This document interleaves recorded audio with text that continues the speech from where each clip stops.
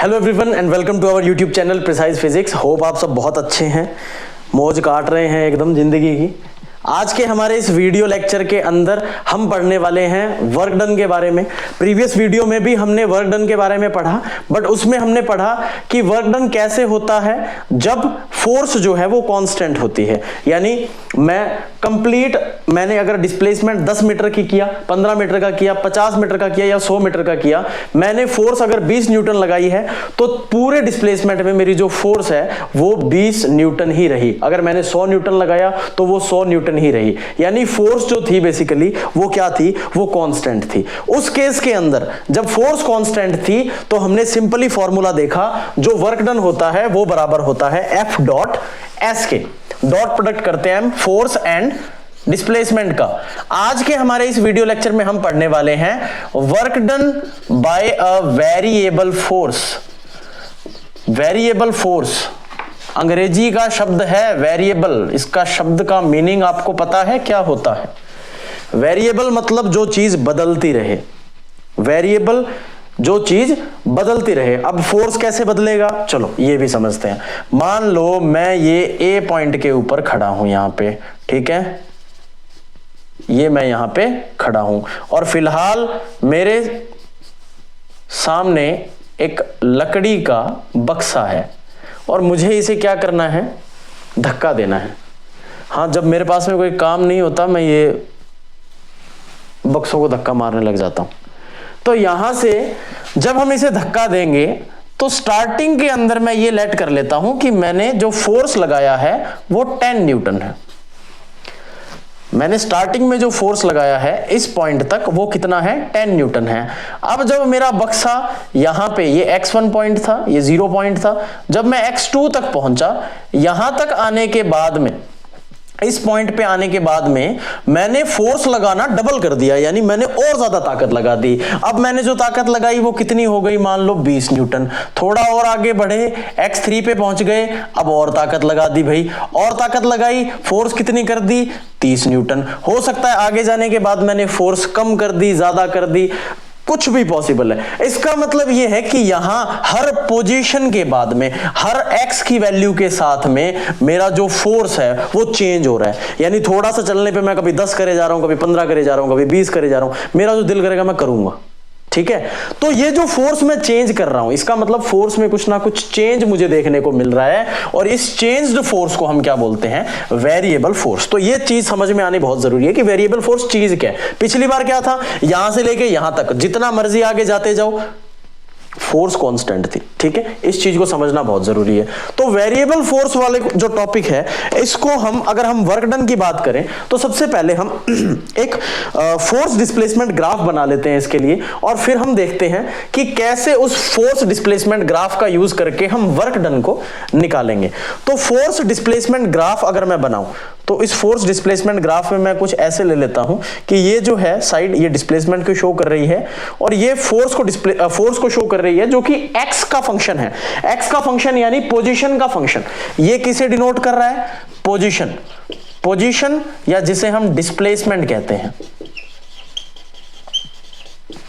और ये फोर्स इस डिस्प्लेसमेंट का फंक्शन है। इस डिस्प्लेसमेंट का फंक्शन का मतलब है डिस्प्लेसमेंट के हिसाब से चेंज हो रहा है। जैसे जैसे डिस्प्लेसमेंट होता जा रहा है वैसे वैसे मेरा जो फोर्स है वो भी चेंज होता जा रहा है। तो मैं अपने हिसाब से एक कर्व खींच देता हूं। फॉर एग्जांपल, डिस्प्लेसमेंट जैसे जैसे बढ़ा, पहले मेरी फोर्स बढ़ गई, उसके बाद में जैसे डिस्प्लेसमेंट बढ़ा मेरी जो फोर्स है वो कम हो गई। ये एक कर्व मैंने लिया है, ये वेरिएबल फोर्स के लिए कर्व है। अगर फोर्स कांस्टेंट होती तो मैं क्या करता, एक स्ट्रेट लाइन खींच देता, यानी x जैसा मर्जी बढ़े, फोर्स जो है उसमें कोई चेंज नहीं है। बट यहां फोर्स इतनी है, नेक्स्ट पॉइंट पे फोर्स बढ़ गई, फिर फोर्स बढ़ गई, फिर फोर्स बढ़ गई, पीक पे चली गई, नीचे आ गई और कम हो गई, कम हो गई, कम हो गई, फिर कम होती गई और फिर यहां पे जाके थोड़ा सा कांस्टेंट हो गई। यानी ये जो कर्व है बेसिकली वो किसे शो कर रहा है, वेरिएबल फोर्स को। इस कर्व का यूज करके मैं क्या निकालना चाहता हूं, मैं वर्क डन निकालना चाहता हूं। तो मैं यहां पे 2 पॉइंट्स कंसीडर कर लेता हूं, एक ये पॉइंट ले लेता हूं और दूसरा पॉइंट ये ले लेता हूं। यहां पे ये जो फर्स्ट पॉइंट है है इसे मैं x1 और इस सेकंड पॉइंट को मैं x2 कंसीडर करके चलता हूं, तो मुझे ये फाइंड आउट करना है कि इस x1 और इस x2 के बीच में टोटल फोर्स कितना लग रहा है। तो मुझे क्या करना पड़ेगा, मुझे इसे छोटे छोटे हिस्सों में डिवाइड करना पड़ेगा। यानी मैं कुछ इस तरह से, अगर मेरे पास में 3 ही केस होते तो मैं क्या करता, भाई इतने डिस्प्लेसमेंट में इतना फोर्स लगा, प्लस इतने डिस्प्लेसमेंट में इतना फोर्स लगा, प्लस इतने डिस्प्लेसमेंट में इतना फोर्स लगा। 3 के लिए क्योंकि वो एक डिस्क्रीट फंक्शन हो जाता, तो मैं यहां पे क्या करता, इन तीनों को अलग अलग ऐड कर देता। बट यहां से लेके यहां तक इस x1 और इस x2 के बीच में फोर्स कितनी बार बदला है मुझे पता ही नहीं है। तो जब कुछ ऐसा होता है उस केस के अंदर हम सिंपली ऐड नहीं करते, उसका सम नहीं करते, हम यहां पे किसका यूज करते हैं, इंटीग्रेशन का। क्योंकि जब सिस्टम कॉन्टिन्यूअस होता है, देखो कॉन्टिन्यूअस एक लाइन बन रही है, कॉन्टिन्यूअस और डिस्क्रीट 2 टाइप के फंक्शन होते हैं।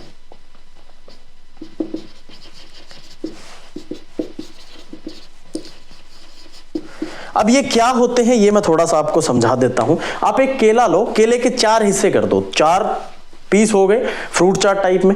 अब मैं इन चारों को गिन सकता हूं, यानी ये डिस्क्रीट सिस्टम हो गया। तो मैं इन चारों को अगर जोड़ना चाहता हूं तो इन चारों को अलग अलग मैं जोड़ूंगा और एक केला बन जाएगा। वही मैंने उस केले को क्या किया, एक दूध के अंदर डाला और शेक बना दिया। अब उसके पार्टिकल्स को जोड़ जोड़ के वापस केला बना दो, नहीं बन पाएगा क्योंकि वो एक कॉन्टिन्यूअस सिस्टम हो गया, वहां पे पार्टिकल से पार्टिकल जुड़े हुए हैं आगे, ठीक है। तो वो जो सिस्टम है वो क्या हो गया, कॉन्टिन्यूअस। उसके अंदर अगर मैं टोटल सिस्टम की बात करूंगा, टोटल अगर मैं उसे काउंट करना चाहूंगा तो वहां इंटीग्रेशन होगा। और इंटीग्रेशन कैसे होगा, अगर मैं इस सेक्शन के अंदर वर्क डन, यानी इस छोटे सेक्शन के अंदर स्मॉल वर्क डन की बात करूं तो वो dw के बराबर होगा। और यहां पे ये जो वर्क डन होगा बेसिकली ये बराबर होगा f dx, क्योंकि जो मेरा डिस्प्लेसमेंट है वो मैं कहां से कहां ले रहा हूं, x2 minus x1, that is dx। अगर मैं इस केस के अंदर ये जो मेरा फंक्शन है f ऑफ x, जो मेरा फोर्स है वो x का पोजीशन का फंक्शन है, अगर मैं यहां पे इस केस के अंदर नेट वर्क डन निकालना चाहता हूं, नेट वर्क डन जो होगा वो बराबर होगा इसके इंटीग्रेशन के। तो वो बराबर हो जाएगा इंटीग्रेशन ऑफ दिस पार्ट, यानी f of x dx from x1 to x2।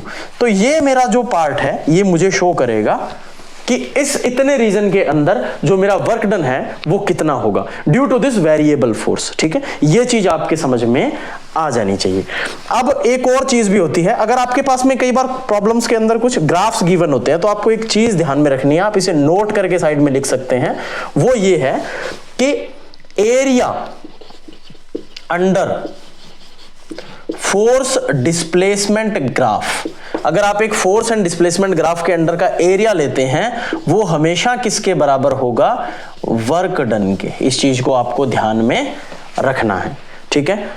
कैसे होगा, सिंपली अगर मैं एक सिंपल वर्क डन की बात करता, ये फोर्स हो जाता, ये यहां से लेके यहां तक, और ये x1 एंड x2 हो जाता।